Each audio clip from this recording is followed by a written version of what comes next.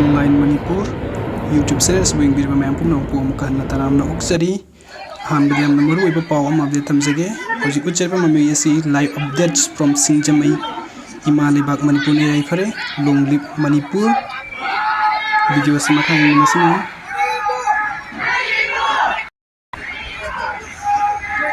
duga mathangi update asina Chief Minister and Biren Singh gave humble tributes to CTGD Ranjit Yadav, ex-163 Battalion BSF, who laid down his life during an exchange of gunfire at Shero, Kukisingna district on 6 June 2023. May his soul rest in peace.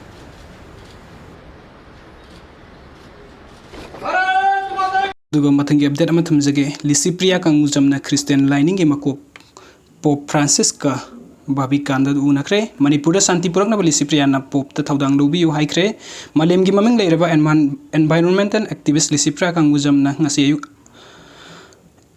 Vatican City, the Christian lining in Makoguriba Pope Francis, Unadona Manipura Santi Purana, but Taudang Lubi, Haina Taxin Cre, Magna Manipura Tokliba Sigimaram, the Marik Sumba Powdam, the Wari Sing Liduna Sumbasing Adu Christian Singi, Sori Masakoira Pope, the Wari Liduna Kanganki, Lisipriana Memorandum Amasu Pope, the Pisin Duna climate change na. Among Atamadi Awa Piriba, Lyre Balaibaxing, the Inakun Balaibaxing, the Pipum Tokpa climate compensation sing Pina Taxinki, Maki official oiba numit Manganigi, Irongi Kungset Asida, Italigi Quaitiki Sawa Media Company oiba, ZED, I Group Nasinba Green and the Blue Festival Lesu, Italigi Miam, the Wanganki, Hairibatorum Asi World Environment Day 2023 Gamari Lane and Malim Gimaming Leraba, UNESCO World Heritage Site Amasung oiba the Coliseum the Pangtoki. Lisipriya Batikanda Pope Francis Unabagi Damakta Malemgi Naha Uriba Luching Bamanga Kangarpagi Manungdam Haki Maming Shiyora Kibani, Pope Nusumani Santi Proknabagi Damakta Pangwea Bangamating Pangani Haiki, Pope Namalem Asibukan Bada Makatana Sobat Hodang Lobiko Haina Hasing Adu the Haiki, Magnasu climate, disaster Maru in a Mui Bakagi Punsi Pikama Liba Asida, Nunang Basu Pungduki, Malem Gilari Mui Bukuding Magnaiki Yapunba. Yum oiriba malem asibukan bada punna thodang lumina basangi haiki Pope Francis na makata na haiki bada ikoi pumnamak isorgi thodang kau phade amadi malem asibukan na thodang punumak talai ngahek laitana climate crisis na thogliba awabasing asipunna ngak thokminna basangi Lisipriana Pope ta pisin kibai beseron aduda maru oina climate education malem de leiriba Catholic amadi Christian missionaries school singda lairik oina suksoi soidana tamhanbiu masina climate change pu grassroots tagi lantheng nabada mai pak po oigani climate education yaw drabadi climate solution su lairoi haina makhata na panki na ki santi gi paujel amana manipur thokliba hana sunaba thawdok kaya asi lefan ngamgani manipur miyoi lising marfu muk hen na mayum makai leitaduna awaba mayok neri miyoi chamarum su laikidre angang aikhoi di santi pami amadi aikhoi punna nungsi chana na punna hingminna ba mathau ta dabra haina Pope the Lisipriana Wanghanki, Lisipriana Pope the Manipurigi, Liangan Piam Sukudol Tamki, Matung Tarako the Lisipriana Italigi the Wanganki, Lantauduna $1 billion, Mangan Bagi Motamalem, the Lyre Bakokna Angang Sing Lyric Tamhanba Amadi climate sense, Tagnabasi, Narabadi Equilam Damasi, Kaya the Nitishaba Malem Amoidamgani, I could Malemasibukan Gahabadi Equilam Sat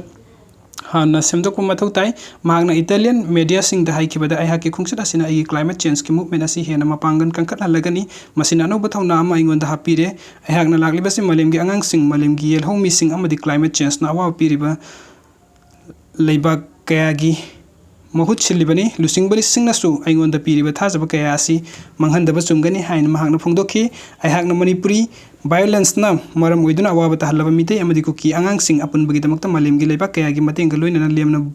boarding the laiduna class 1 dagi taraga nithoi phawa larik tamli free residential school ama khongjom de lingkhat kani masi gi school asigi pandam di lemna mai masing angang sing da tamhan bata natana lemna saba firol amadi larik sing chupi gani hairiba school asina malem asida symbol of peace ama oibungam gani masi sukso soidana tawgani haina Lisipriana makhata na phongdoki Lisipria mathang chehul the France ki president Emmanuel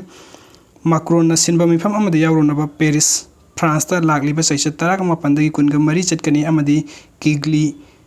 Rwanda susatuna African losing basing Nobel laureate sing amadi United Nations gi makok sing su unaduna Manipur santi proknabam hakimai kai dagi angamba thak ta honnagani hairi aduga mathangi update asna naga MLA sing Union Home Minister unana bangairi kukisingna khundariba mafam ayamba nagagi lamni haina khangan gadawri Manipur hojik thokli batang du laita da fiam asi da waroisin puthokna bai damta sarak amu oina Union Home Minister na kaurakpadagi Delhi da ꯂꯩꯔꯤꯕ Naga MLA ꯁꯤꯡ ꯑꯁꯤ ꯅꯨꯃꯤꯗꯥꯡ ꯑꯊꯦꯡꯕ ꯐꯥꯎꯕ ꯑꯃꯤꯠ ꯁꯥ ꯎꯅꯕ ꯐꯪꯗ꯭ꯔꯤ ꯉꯁꯤ ꯑꯍꯤꯡ ꯅꯠꯇ꯭ꯔꯒꯅ ꯍꯌꯦꯡ ꯎꯅꯕ ꯌꯥꯏ ꯍꯥꯏꯔꯤ ꯌꯨꯅꯤꯌꯟ ꯍꯣꯝ ꯃꯤꯅꯤꯁꯇꯔ ꯑꯃꯤꯠ ꯁꯥ ꯎꯅꯕ ꯗꯤꯜꯂꯤꯗ ꯂꯩꯔꯤꯕ ꯅꯥꯒꯥ MLA ꯑꯃꯅ ꯐꯣꯡꯗꯣꯔꯛꯄ ꯋꯥꯐꯝ ꯄꯜꯂꯗꯨꯅ ꯎꯈ꯭ꯔꯨꯜ ꯇꯥꯏꯝꯁꯇ ꯐꯣꯡꯕ ꯄꯥꯎꯅ ꯍꯥꯏ ꯀꯨꯀꯤꯁꯤꯡꯅ ꯋꯥꯔꯣꯏꯁꯤꯟ ꯑꯃ ꯄꯤꯗ꯭ꯔꯤꯉꯩꯗ ꯅꯥꯒꯥꯁꯤꯡꯒ ꯍꯥꯟꯅ ꯇꯥꯟꯅꯐꯝ ꯊꯣꯛꯏ ꯃꯔꯝꯗꯤ ꯀꯨꯀꯤꯁꯤꯡꯅ ꯃꯈꯣꯏꯒꯤ ꯂꯝꯅꯤ ꯍꯥꯏꯅ ꯍꯧꯖꯤꯛ ꯈꯨꯟꯗꯥꯔꯤꯕ ꯑꯃꯗꯤ ꯀ꯭ꯂꯦꯝ ꯇꯧꯔꯤꯕ ꯃꯐꯝꯁꯤꯡ ꯑꯁꯤ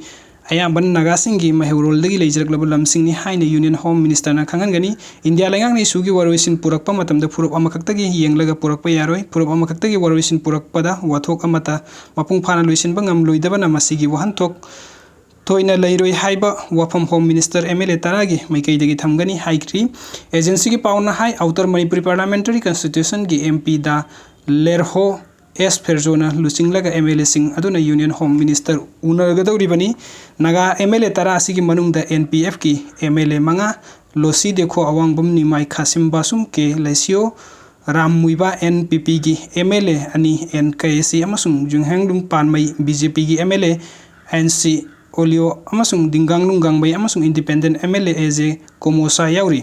यूनियन होम मिनिस्टर नंगासी अथेंग बनत्रगना हयेंग फावदा उननबा मतम पिरक्तबा तारबदी MLA खरदी इम्फाल द थोरकलगनी हाइना पेंदबा फोंदोकनबा याउरे मांगना उनबा कौरगा मतम पीदबा सिदा MLA खरदी पेनखिद्रे हाइना पावसिना मखा तारी अमरोमदे यूनियन होम मिनिस्टर उननबा सेम सारिबा सिगी मंगोइना दिल्ली दा Naga civil society organisations intellectuals अमसुंग तोंगान तोंगान मियोइ सिंगी MLA सिंग असि खन्ना नैनबगी मिफम पांगथोकी हाइरी